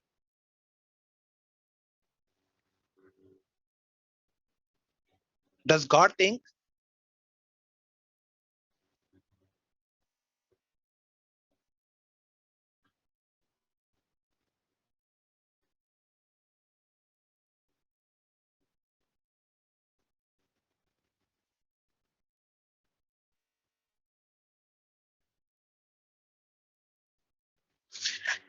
अच्छा, मैं थोड़ा क्लियरिफाई करता हूं। जब हम सोचते हैं ना, हमारे जहन में ये दो टाइम्स होते हैं। हमारे जहन में या पास्ट होता है या फ्यूचर होता है। Do you agree? जो ही हम सोचते हैं ना, हमारे जहन में या फ्यूचर होता है या पास्ट होता है। इन दो टाइम्स के ऊपर हम सोचते हैं। ऐसा ही है ना? क्या ये चीजें खुदा के सामने मानी रखती हैं कि ये पास्ट है ये फ्यूचर है?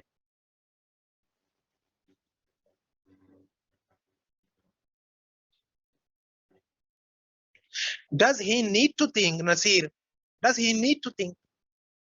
क्या उनको सोचने की जरूरत है?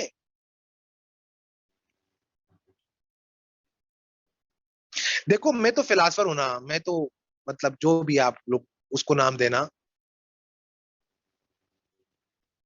जो भी आप उसको कोनोटेशन देना इस फिलासफर को, रहने को, वो तो कह रहा है कि I think therefore I M,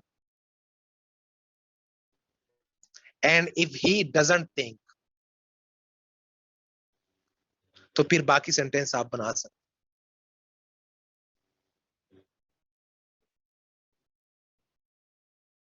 इसको हम क्रिटिसाइज करेंगे ना, लेकिन देखो ये कोई आम बातें नहीं है कि आप उनको कह रहे हो कि सोशियोपाथ था या क्या था या क्या था। ये इतनी प्यारी बात कर रहा है, इनकी बात को जरा सुनो। ये क्या कह रहा है? ये कह रहा है कि आपका ये जो ब्रेन है ना, ब्रेन, आपका ये जो माइंड है, इट्स लाइक अ बास्केट।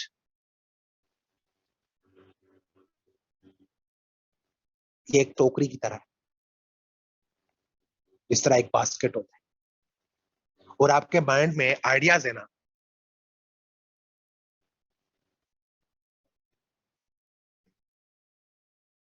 आपके आपके माइंड में आइडियाज पड़े हैं ना, and they are like fresh apples. एक आपका बास्केट है, दिमाग, और उस दिमाग में फ्रेश एप्पल्स पड़े हैं, आपके आइडियाज है ना। आप बहुत सारी चीजों को सच मानते हो, बहुत सारी चीजों को झूठ मानते हो, बहुत सारे आइडियाज को बचपन से फॉलो करते हैं, and they are like fresh apples. अब मैं ऐसा करता हूं ना कि देखो, आपका एक बास्केट है, वो एप्पल्स उसमें पड़े हैं, आइडियाज उसमें पड़े हैं। मैं ऐसा करता हूं ना कि उस बास्केट में एक गंदा सेब डाल देता हूं। रिजल्ट बताएं क्या होगा? बास्केट का रिजल्ट क्या होगा? बास्केट में एप्पल्स पड़े थे, मैंने उन एप्पल्स में एक गंदा सेब भी डाल दिया, क्या रिजल्ट होगा?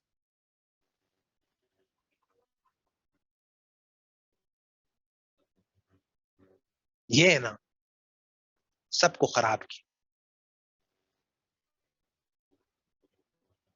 तो जो आप अपने बास्केट में आपने आइडियाज रखे हैं, जो आपके आइडियाज हैं जिनके ऊपर आप जी रहे हो, कभी एक को भी चेक किया है? कभी एक पे भी रिसर्च किया है कि ये खराब तो नहीं है? क्योंकि अगर एक भी खराब चला गया ना, रिजल्ट तो आपने बता दिया। रिजल्ट तो आपने खुद बता दिया कि रिजल्ट ये हो। कितने हमारे ये जहन रटन पड़े।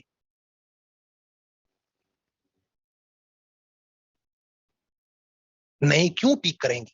एक भी खराब इधर चला गया ना जब, तो वो तो बाकियों को खराब करेगा।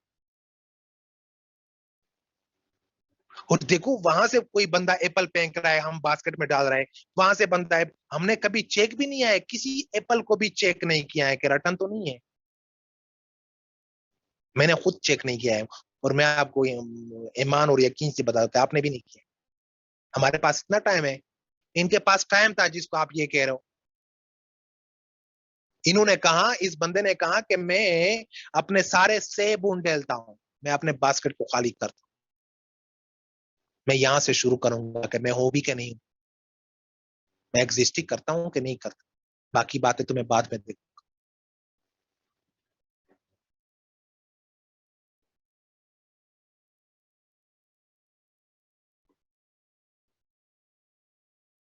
ये देखो, ये कोई आम बंदे नहीं है। इन्होंने जो बातें की है ना, और बातें क्यों? क्योंकि उनके पास टाइम था, वो सोच रहे थे। और ये पागल इसलिए लगते हैं क्योंकि आपको, हमें वो बातें समझ नहीं आती।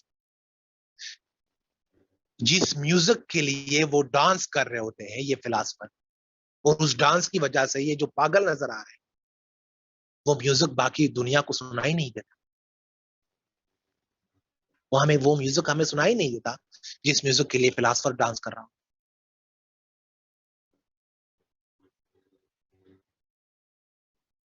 तो ये सारी चीजें हम पढ़ेंगे, ठीक है, इंटरेस्टिंग चीजें।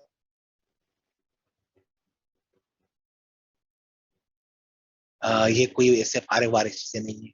फिर वेस्टर्न फिलासफी को पढ़ने के बाद हम थोड़े मुस्लिम फिलासफर्स को पढ़ेंगे। मुस्लिम में इकबाल को पढ़ेंगे, इकबाल की खुदी को पढ़ेंगे,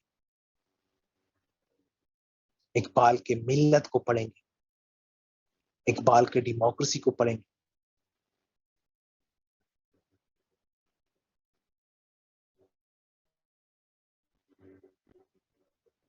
इज्तिहाद को पढ़ेंगे इकबाल।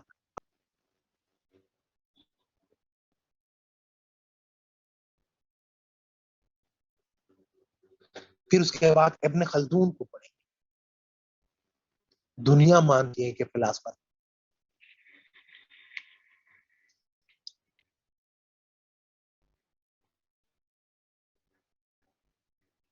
इब्न खल्दून। और आप पास पेपर में देखो ना, मुसलमानों से जब भी क्वेश्चन आया है या इकबाल के ऊपर आया है या खल्दून के ऊपर आया है।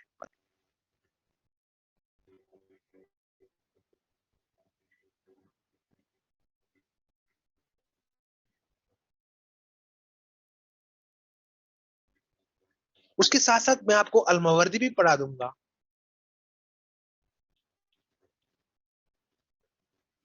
और टाइम मिला तो ये इनका क्लैश भी समझा दूंगा, ये अल-फराबी और अल-गजाली। लेकिन अल-फराबी और अल-गजाली और इब्न रुश्द, ये जो तीन फिलासफर है ना, they are very important in philosophy paper. आपका एक फिलासफी का भी पेपर है ना, उस पेपर में ये तीन, पॉलिटिकल साइंस में 2006 के बाद ये लोग नहीं आए पेपर। पॉलिटिकल साइंस में या इब्न खल्दून आता है या आलम इकबाल आता है, और 2016 में अल-मावर्दी भी आया था। बाकी शाह वली उल्लाह ये तो आप ऑलरेडी पढ़ेंगे ना, पाकिस्तान अफेयर्स, उनके रिफॉर्म्स को आप पढ़ेंगे। ये हमने फिलासफी पढ़नी है, ठीक है, ये इंटरेस्टिंग है।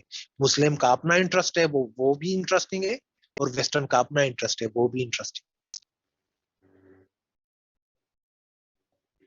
उसके बाद जो पेपर सेकंड, पेपर फर्स्ट का जो पार्ट सेकंड है, प्रिंसिपल्स ऑफ पॉलिटिकल साइंस, ये तो मैंने बता दिया कि आपने वैसे भी पढ़ना है।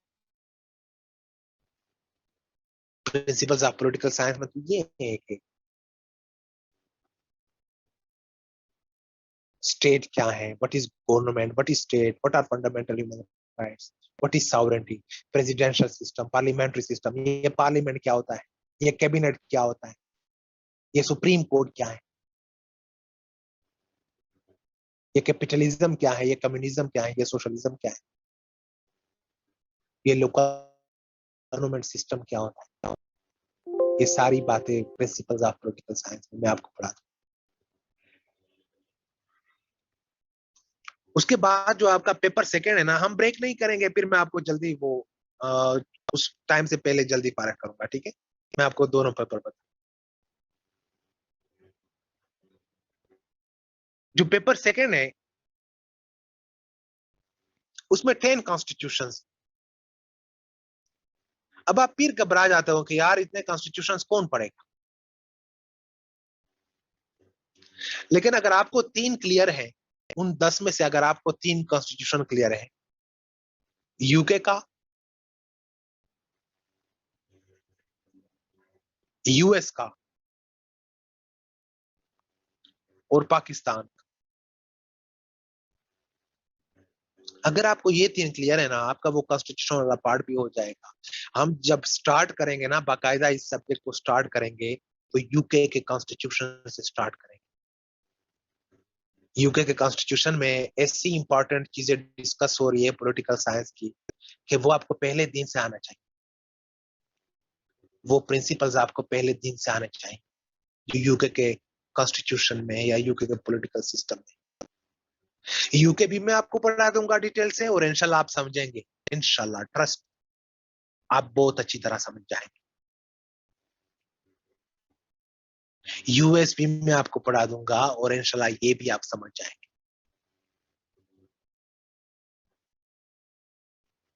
पाकिस्तान मैंने आपको नहीं पढ़ाना है। पाकिस्तान आपको या मास पढ़ाएगा या जफर नकवी साहब पढ़ाएगा, इन दोनों में से एक शायद पढ़ा भी रहा होगा। एक मिनट नसीर, एक मिनट जरा बैठ, थोड़ा सा बैठ। ठीक है, यूएस और यूके मैं आपको पढ़ा दूंगा, और वो, और आपने यूके को पढ़ लिया, बाकी भी हम पढ़ेंगे ये नहीं, लेकिन फोकस हमारा इन तीनों पे हो। अगर आपने यूके को पढ़ लिया ना और आपको समझ आ गया ना, आपको पाकिस्तान भी समझ आ गया, आपको इंडिया भी समझ आ गया, आपको मलेशिया भी समझ आ गया, और आपको जर्मनी भी समझ आ गया। इन सारे स्टेट्स, ये सारे स्टेट्स के जो कॉन्स्टिट्यूशन है ना, ये यूके को कॉपी कर,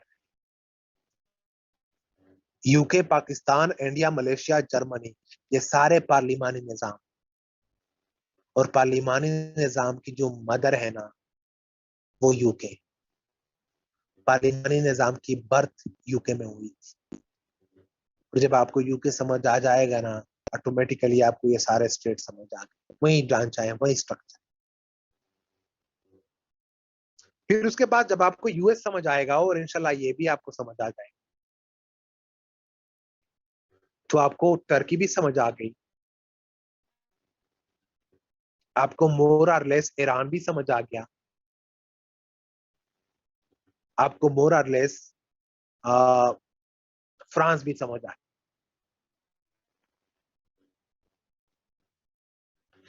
ये US, Turkey, Iran and France, ये सारे प्रेसिडेंशियल सिस्टम, और प्रेसिडेंशियल सिस्टम की मदर कौन है, वो यूएस। और ये प्रेसिडेंशियल सिस्टम में दुनिया यूएस को कॉपी कर, पार्लियामेंट्री सिस्टम में दुनिया यूके को कॉपी कर, और प्रेसिडेंशियल में दुनिया यूएस को कॉपी कर रहे हैं। तो ये सारे जो स्टेट्स है ना, ये एक दूसरे के साथ मिलते जुलते हैं, इनके कॉन्स्टिट्यूशन। फिर बीच में रह गया एक चाइना। चाइना में तीन चीजें हैं, चाइनीज पार्लियामेंट, चाइनीज प्रेसिडेंट, और चाइना में स्टैंडिंग कमेटीज है, स्टैंडिंग कमेटीज। ये सब मैं आपको पढ़ा दूंगा।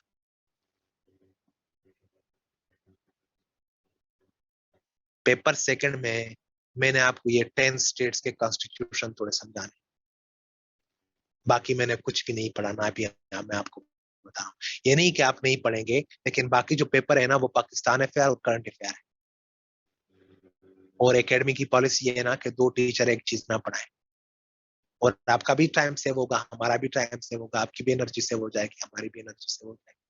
तो पेपर सेकंड के जो दूसरे चैप्टर है, for example regional international organisation, वो आप ऑलरेडी पढ़ रहे हो। पाकिस्तान फॉरेन पॉलिसी, वो भी आप पढ़ रहे हो। पाकिस्तान मूवमेंट, कायद आजम सर सैयद अहमद खान, ये जो लोग हैं ये भी आप पढ़ रहे हैं। और पाकिस्तान की इकोनॉमी, ये आपको सरप्रीत पढ़ाएगा। ये हमारा कोर्स है पॉलिटिकल साइंस का, ये दोनों पेपर का कोर्स है। अब इनके लिए देखो, आपने, आपको इतना तो समझ आ गया कि इसमें तो आपने चार डिफरेंट चीजें पढ़नी। एक आपने क्या पढ़ना है, वेस्टर्न फिलॉसफी, और वेस्टर्न फिलॉसफी के लिए जो बुक है ना, वो ये बुक है, political thought from Plato to present, by Jude Hartman. ये जो बुक वाला पूछा ना कि बुक रिकमेंड कर, political thought from Plato to present by Jude Hartman, ये किताब। मुस्लिम पॉलिटिकल थॉट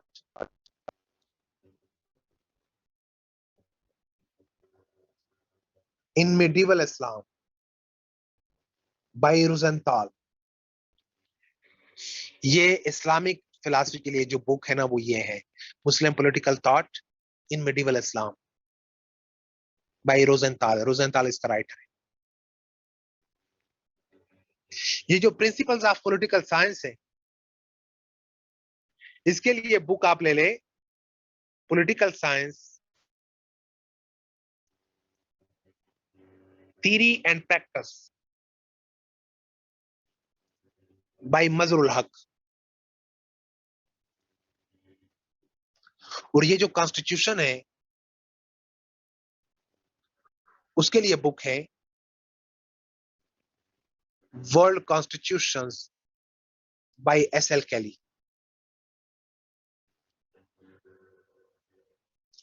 अब ये जो 4 बुक है ना और इसके साथ 4 और बुक्स, तकरीबन 7-8 बुक्स मैंने इकट्ठे किए थे और इन बुक्स से आपको जो जो चीजें चाहिए थी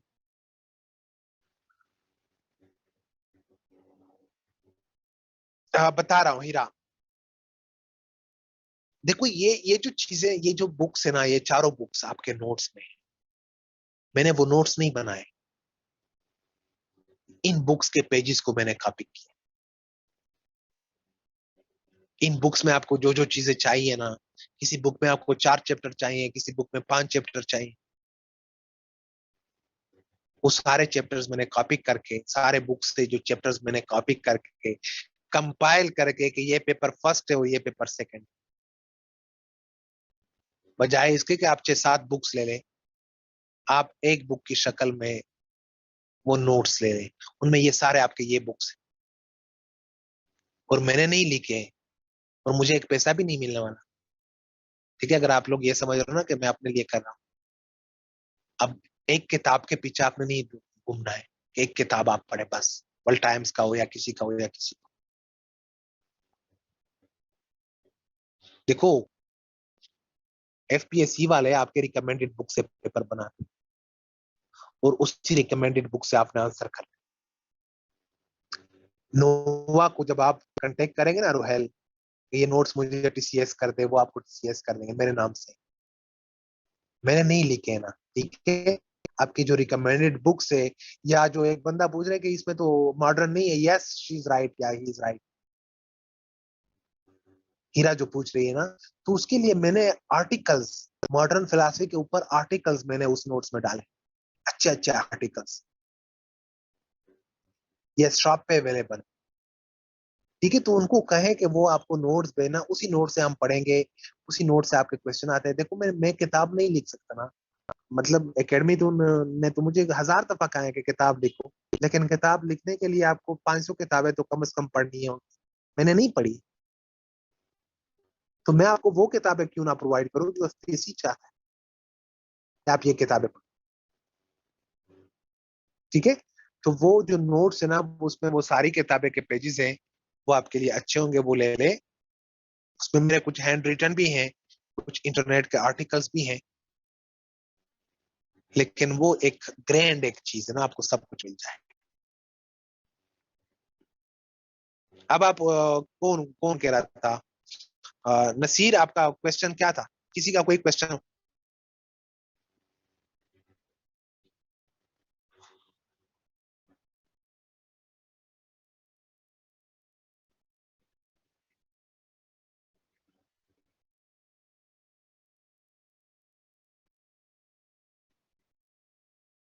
हाँ, ये सारी किताबें फजीलत जो मैंने अभी बात की ना, ये सारी किताबें उधर पे मेंशन है, और किताबों के नाम भी मेंशन है कि ये देखो ये किताब, ये किताब, आपको खुद पता चल जाएगा। किसी का कोई क्वेश्चन है आज आज के लेक्चर से रिलेटेड? और आई होप कि आपको चीजें समझ आ गई, आपको पॉलिटिकल साइंस का कोर्स समझ आ गया।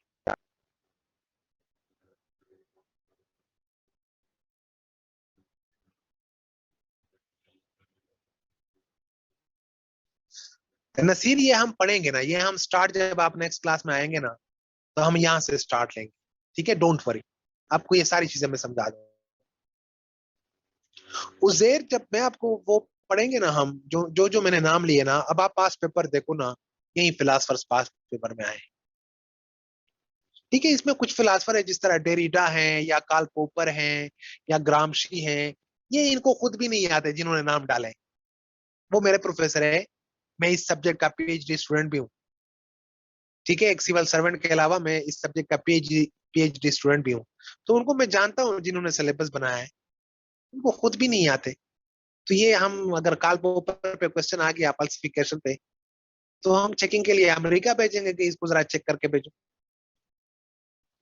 ठीक है, आपने स्मार्ट स्टडी करनी होती है, और स्मार्ट स्टडी ये है कि पास्ट पेपर के क्वेश्चन देखो कि कौन कौन से क्वेश्चन आ रहे हैं। Uzair, I hope you got my point.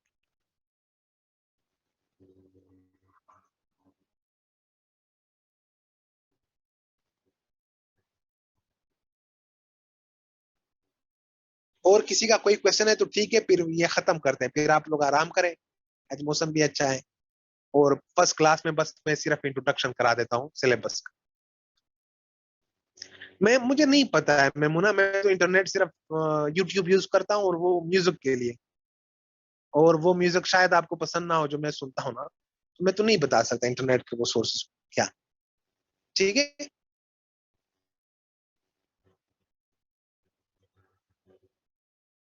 अच्छा, करंट अफेयर्स के साथ आपको रोहेल पता चल जाएगा, ये बहुत ज्यादा ओवरलैप करता है। ठीक है, आपको चीजों का फिर पता चल जाएगा। ये फजीलत, ये बात की बात है ना, जब मैं आपको टॉपिक पढ़ाऊंगा ना, तो मैं आपको इस तरह पढ़ाऊंगा कि ये देखो पास्ट पेपर में इस तरह क्वेश्चन आया है, और आपने इस तरह आंसर लिखना है। मैं आपको आप लोगों को आंसर लिखवा दूंगा, और क्या चाहिए, क्वेश्चन का आंसर लिखवा दूंगा। Thank you very much. See you in next class. तब तक के लिए अपना ख्याल रखिएगा। अल्लाह हाफिज।